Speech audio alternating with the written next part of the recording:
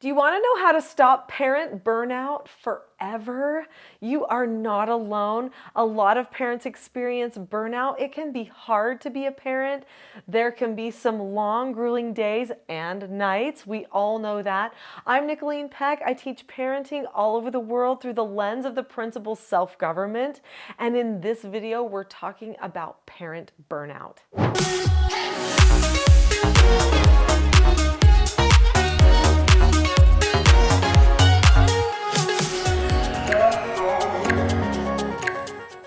In this video, we're going to talk about burnout, what it looks like, why it happens, and then we're going to talk about what you can do for your children and for you to stop parent burnout for good. Now, I know that's a pretty big claim. To say that you could stop parent burnout for good, come on. Nicholeen, I think I'm going to turn off the video right now, right? Because surely there's going to be days where we just feel burned out. Now, I do know that people have different personalities. Some people are higher stress people. They're going to struggle more with burnout. Some people are more emotional people. They're going to struggle a little bit more with burnout. Some people take more offense. Some people are a little bit more judgy, okay? They judge things a little bit more harshly. All of those people are going to struggle a little bit more with burnout. But there are things that you can do.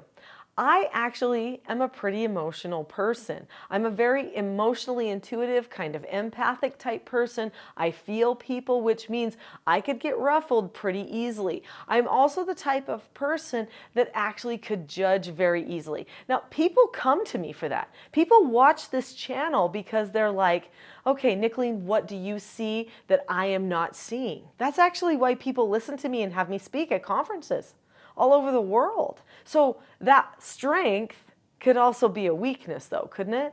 So I have to be careful about that because I could allow myself to get very frustrated, very annoyed. I could feel that people aren't being very appreciative of me perhaps. All of these things could happen just because of my personality and the way I am processing.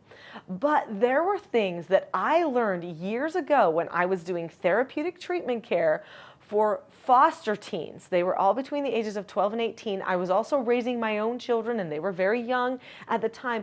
I learned some things and started applying some things to my parenting that was a game changer for me, despite my personality. Now, I do want you to know ahead of time, it took time. What I'm going to be talking about on this video is not oh, I learned it, so now I'm going to be perfect and better. No, it's a process. But all lasting change, all the stuff we really want that leads to a change of heart, which is actually what it means to have self-government, is always going to be a process. So let's talk about burnout.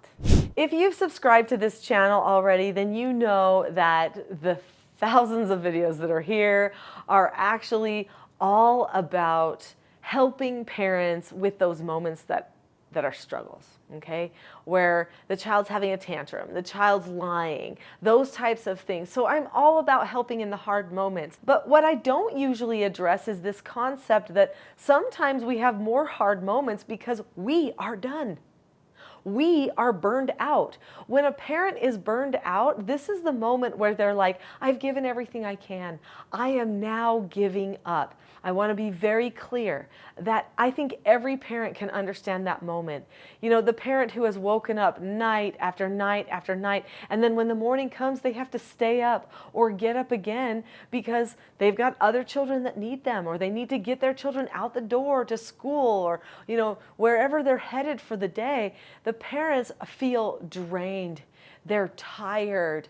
And oftentimes they feel like they're lost. They're in this realm where they have to be firm, attentive, loving, caring, creative to handle each new situation that comes all the time. This is a lot of mental work. It's a lot of heart work. It's a lot of emotional work that someone is in. And sometimes we just get to a point where we think, is anyone going to nurture me? And sure, that's a selfish thought, okay? It is. But like we just get to a place where we feel like we're so drained, we've given everything, that we have not filled our bucket enough that we have anything left. So let's be clear, when you're in a place of parental burnout, it could be that you're at a place where you are depleted. You just don't have anything left because you haven't filled your bucket. You haven't sharpened your saw. And when you're at that place, you actually are in a selfish place. Now, I know you feel entitled. I mean, to feel like, yeah, but what about me? Don't I get something sometimes? I get that. We've all been there. But it is a selfish place, and we have to recognize that so that we can actually know what to do with it.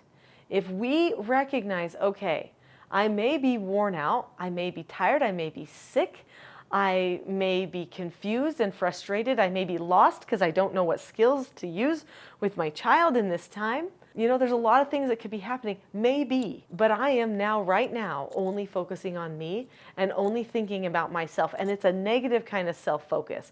So there's positive self-focus and there's negative self-focus. The positive self-focus is where we say, okay, this is where I'm at. Where do I need to take myself from here that would be productive? And then there's the negative self-focus that's like, this is where I'm at. This is where I'm at. Help me, save me. You know, Calgon, take me away. Remember those commercials from when we were children? Like, help me, this is where I'm at, and I can't stop thinking about where I'm at and what I feel. That is non-productive self-focus. So we have to say, okay, once we recognize we're worn out, which track are we going to take for ourselves? Well, if we always take the non-productive self-focus, we know where we're going to go. We're going to get depressed, down. We're probably going to blow up at people. We're going to feel like we need to go shopping. We deserve something. We will lead that to more and more selfish, and we might even detach from the people around us who need us most. Or we can take this other path. The other path is a beautiful path. It's a hard path, but it's a beautiful path because it shows us what we can do.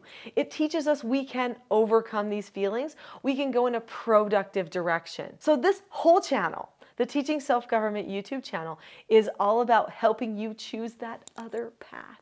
Helping you choose to go away from those emotionally entitled feelings and choose instead empowerment for yourself, to teach you the skills that you may not already have so that you know what to do instead of just get overwhelmed, frustrated, and focused on how everything is falling apart on the inside of you. It is possible. I see it happen time and time again. Just the other day, I was talking to a friend of mine in Australia. Shout out to my friends down under. Anyway, I was talking to a friend of mine in Australia, and she said, Nicholeen, I have changed so much because of learning how to govern myself, because of teaching self-government. She said, at first, when I saw your first YouTube video, my children happened to see it in the room, and they were like, Mom, this is what we need. This is good. So let me be clear. The children were asking to learn how to follow instructions, accept no answers and criticism, accept consequences, and disagreeing appropriately. They were actually wanting their parents to correct them more consistently and less emotionally. The children who were wanting this. And some of those children are even non-neurotypical or very diverse in the way that they process life. And they still were wanting their parents to learn new skills. The mother said, I have to be honest, I didn't really want it. Because sometimes we don't want to take the steps that we know lead toward us choosing something different for ourselves. It's hard, but we can do it. So let me tell you some things that you can choose that will make it so that burnout does not need to be in your future or your family's future anymore. Because let's be completely honest, whenever you have a moment of burnout, what is happening to the children? Are their needs getting met? Are they connecting with you like you know they should be? Not usually, because you get to a self-focused place and then we stop giving when we get to that place. So what do I do to stop burnout? Well, I utilize the stuff that's in these books. Now, you probably just thought, I'm going to get burnout if I look at a picture of that many books, because that's 11 books right there. But many of these books are just targeted at the child, or they are to help you as you discuss as a family. Some of them teach you what to do when the hard moments come. These books are all part of the Teaching Self-Government Parenting approach. It is a very proactive approach to parenting. It is a peaceful, positive approach to parenting. It is a consistent, principled, even strict approach to parenting that does not have aggression, that does not involve any type of physical harm that comes to another person. There's no yelling. There's no emotional outbursts. This program is all about helping you know exactly what to say in the moment. So years ago, I wrote this book here. This is the one I'm the most known for, Parenting a House United. And when I wrote this book, I started teaching people the skills of self-government. I taught them 4 basic skills that they can teach their children. These children's books, got a big load here. These children's books each teach one of the 4 basic skills, which are to follow instructions, accept no answers and criticism, accept consequences, and disagree appropriately.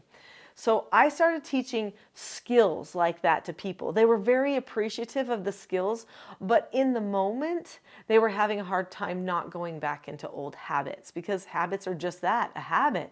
They linger, they attach to us, and it's hard for us to replace them with new things. So actually, my sister-in-law said to me, Nicholeen, you are teaching us all of these new skills, but you said that when you did foster care that you actually wrote those skills out on cards. You gave yourself cues and you would pull out the cards and sometimes even read off the card to teach the children. She's like, could you please make us cards? And I said, well, you could make your own cards.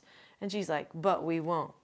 So please make us cards. So I even made cue card sets. You can find these cue cards at teachingselfgovernment.com. I want you to know you can't fully use the cue cards because they just cue you for the things that you learn in this book. So you can't fully use them without this book, but they are there to help remind you once you've learned in the moment. So I actually made myself little cheats. There's even charts and things to remember what to do next in an interaction. This is for parents and children. I made myself all of these things so that in the moment, I knew what to do. If I was going to take the time to learn new language, new scripts for how to solve problems, I was going to remind myself when I needed them in the moment. That changed everything for me. All of the skills and principles to self-government actually hinge on each person choosing and having a change of heart for themselves. So let me tell you what changes your burnout forever. For you to say, this parenting thing is about me controlling me. It's not about me controlling them. It's a powerful mindset. And then to say, what skills do I need to control me? What is a skill for calmness maybe that I need so that I can control myself? And by the way, I've got a gift where I'm going to teach you that skill for calmness, or some of it here in a moment. So pay attention. But what is the skill that I need for correcting the children? What is the skill that I need for helping them to discuss with me in a calm and effective manner?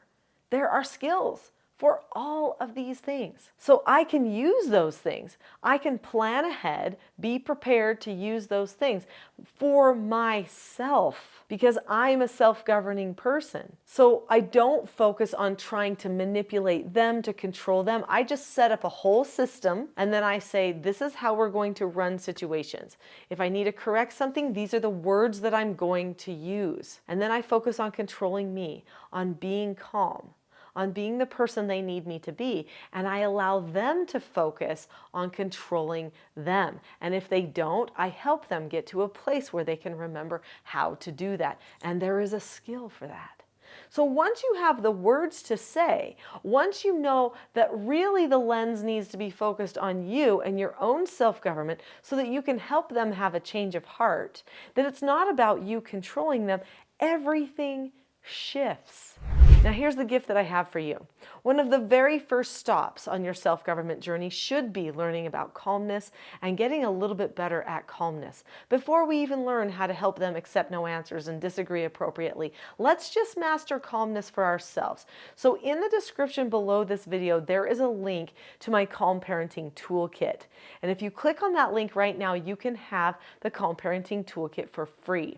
The link is teachselfgov.com/toolkit.